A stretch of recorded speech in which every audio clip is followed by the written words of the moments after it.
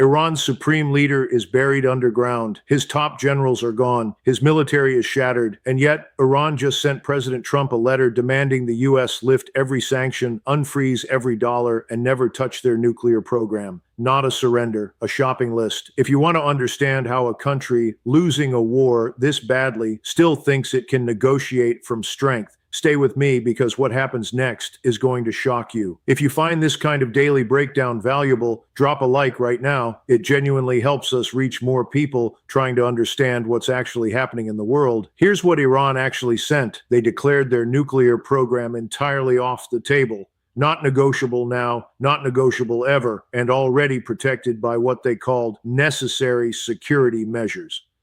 The only thing they were willing to discuss, the Strait of Hormuz and the US naval blockade. That's it. Everything else, sanctions relief, unfrozen assets, oil sales, they want handed over up front before any real negotiation even begins. Now compare that to what the US was offering, a 30-day memorandum of understanding, no full peace deal, just an agreement to start talking. In exchange, Iran would pause nuclear construction, stop moving enriched uranium, and publicly commit to never building a nuclear weapon. And in return, the US was reportedly ready to offer partial sanctions relief and consider lifting the blockade. Iran looked at that offer and said no. Then they sent their own letter back asking for more. Trump's response when he read it, "I didn't even finish reading it. I called it a piece of garbage." He told reporters the ceasefire is now, and this is his exact word, on life support. Quote, "The doctor walks in and says your loved one has approximately a 1% chance of living."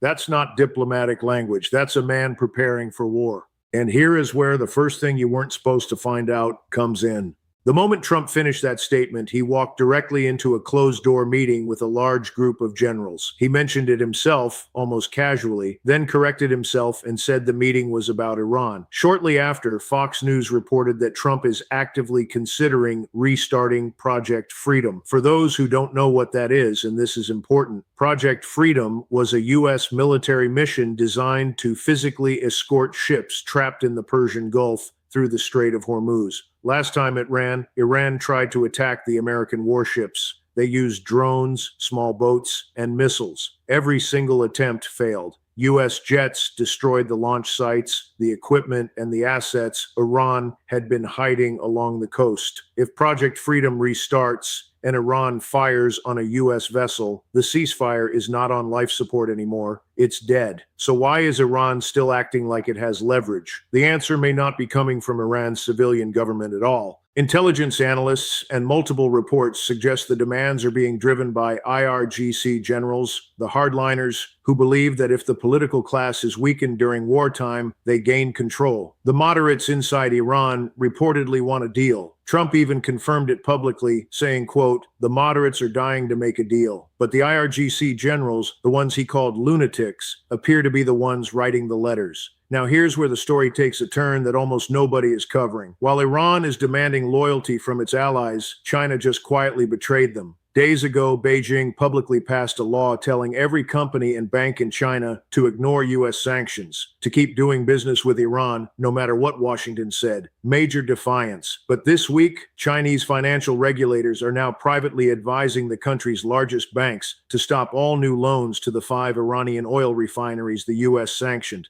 The very refineries China was defending 4 days ago. Why the reversal? President Trump is flying to Beijing on May 13th, the first U.S. presidential visit to China in over 9 years, and China does not want that meeting canceled over Iran. Whether it's Trump applying pressure or Beijing choosing trade over loyalty, the result is the same. Iran just lost its most powerful economic protector at the exact moment it needed them most. And that's not even the most classified feeling thing that came out this week. The Wall Street Journal revealed that Israel secretly built a 1.9-kilometer airstrip in the western Iraqi desert, a country not officially part of this war, and had it operational 5 days before the conflict began. Special forces, search and rescue teams, and full Israeli Air Force logistics ran through that strip during active strikes inside Iran. When a US F-15 was shot down near Isfahan, Israel reportedly offered use of that base. The US recovered its airmen without needing it. But the fact that the offer existed tells you everything about how coordinated this operation truly was. Then Trump, apparently without intending to, revealed something even bigger. He told a story about how his generals explained they were flying missions from hundreds of miles away, burning fuel, and still calling foreign governments to get permission to use their bases. Trump said he stopped them.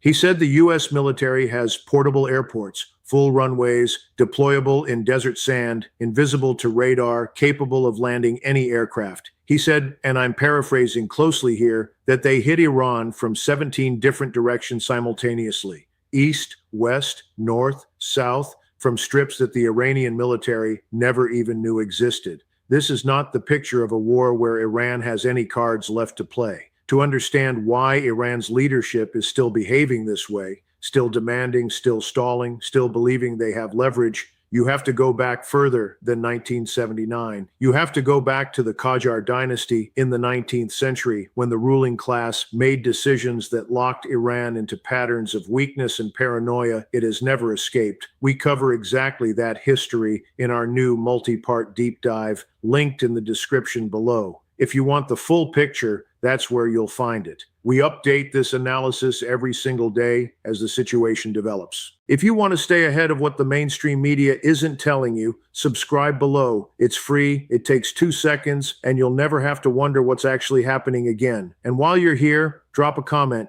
Do you think Iran folds before this week is over, or does Project Freedom restart first? Let us know.